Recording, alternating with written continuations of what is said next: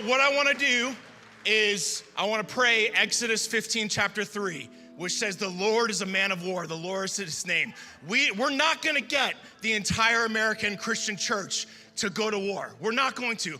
I don't need that. God doesn't need that. Dutch doesn't need that. We only need a remnant, okay? We only need a remnant.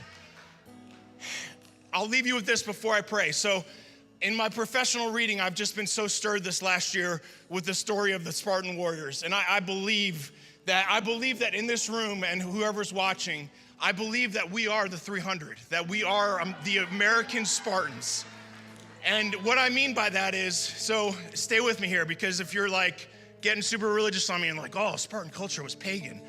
Listen, what I'm trying to ask you to do is look at the nature of the Lord as a man of war in their culture, extrapolate from that to them, and then apply it to your life.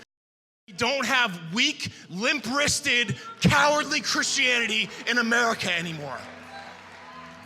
We have the inheritance of Hebrew 11, those heroes of the faith who literally conquered kingdoms. They were sawn in two, they were persecuted. That is our inheritance, not let me have my latte and watch the guy on TV and do all these other things. I won't go through that stuff. We were meant to be warriors. And I know that no matter where you've come from, you can become a warrior, because I grew up in a middle-class home in Connecticut, never touched a gun in my life, and after a decade of service in the military, some of them with special operations, I can put a hurt on the enemy right now. I am a warrior, and you can become one too. So listen to me, the Spartan 300, 480 BC, 2 million Persians, who at that time, they were the totalitarian regime trying to quench out the flame of freedom that was in Greece. Because while this was before Christ, and it was obviously before 1776 and the Declaration of Independence, there has been a stream in history of liberty-loving people. And at that point, it was the Spartans and Athens and Greeks. They were the ones who were holding high the flame of liberty, keeping this little flame alive that then our founders reached back to, and they read their writings. So the Persians, and this is not hyperbole, okay? I've read the history.